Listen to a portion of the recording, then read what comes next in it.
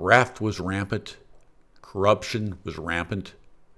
The Latin phrase ipso facto was much applied. Things that smelled fishy turned out to be fishy. The fish rots from the top. What happens when there is no trust? When government lies? When lies are not refuted because they are convenient? When ends justify means and the means are mean? When you don't know history and have learned nothing, don't be surprised when the unthinkable happens again. The thugs had an upper hand on the town from the mayor on down, all hand-picked from the Home Office. Said the specialized mouthpiece of state doctrine, "The state is I am the state." When history rolls over you, be not surprised. Each day, a blizzard of nuts. Oh, praise the world leader. The world leader likes to be praised. Life went on amidst a pate of jumpers out the upper stories. A push, they flew. The 100-story flop. A flip, a plop. At rat space, one crook more smug than another, waiting for the next shoe to drop. Scores were settled.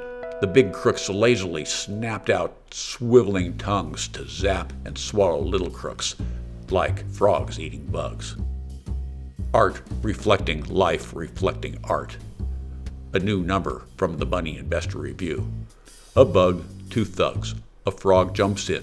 Sound of water. All night long. Croak, croak, croak. Glug, glug, glug. A frog, a toad, eating bugs. All night long. Lugga, lugga, lugga.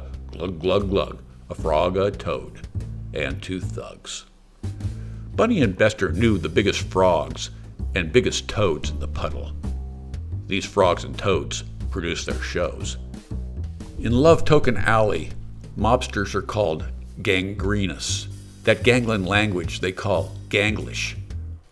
Close on the Toscanini of gangsters, Razzmatazz, who led the band.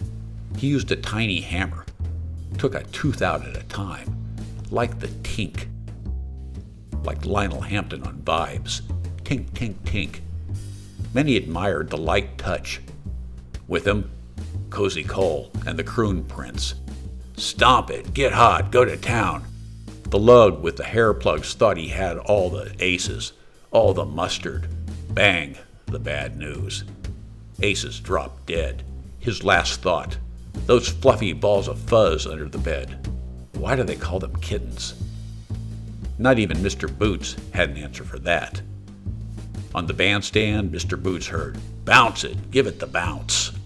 Marlowe was naive in so many ways, wishing to be hail fellow well met.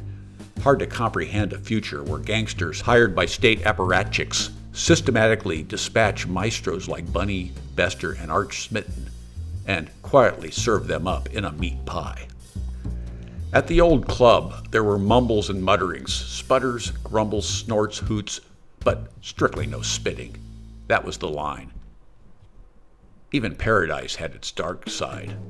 That bowl in the corner was once half a head.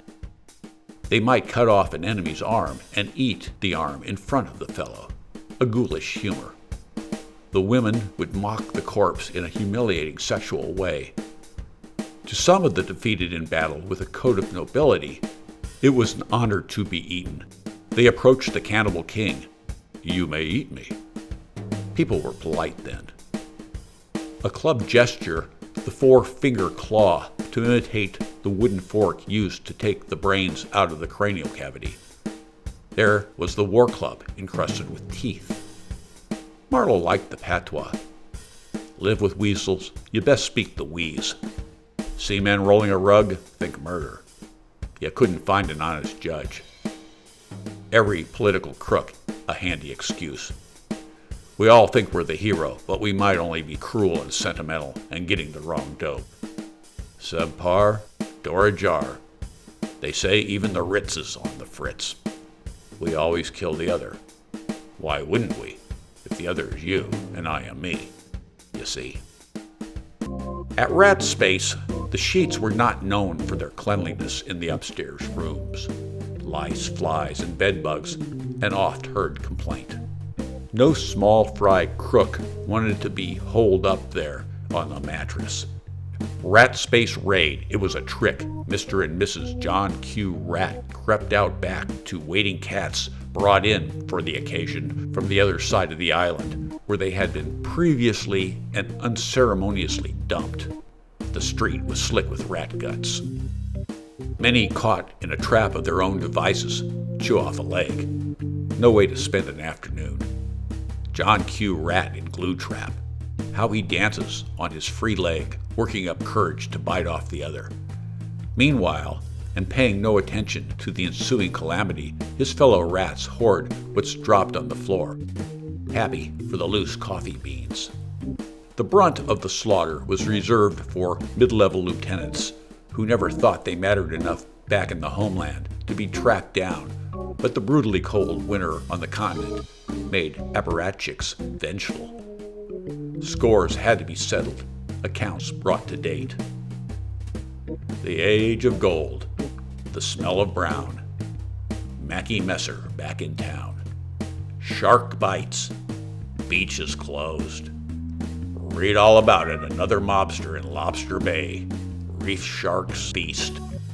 Some of these bullet-riddled bodies arrived at a mad artist studio where they were encased in heavy clear polyurethane and sold as sculpture. It seemed an outrage, a blasphemy, a lazy idea, until the gangsters started buying them. Their resale big. The artist titled the series Portable Assets, Tink, Tink, Tink. The artist must seize the visceral, the depravity, the stench, the desperation, the confusion, and make it beautiful when hung and lit on the gallery wall. And so, artists painted the abominable. A scandal was always good for a few sales. Badass, thinks the artist, until a spray of bullets come through the gallery window. At the trial, it is the artist found at fault.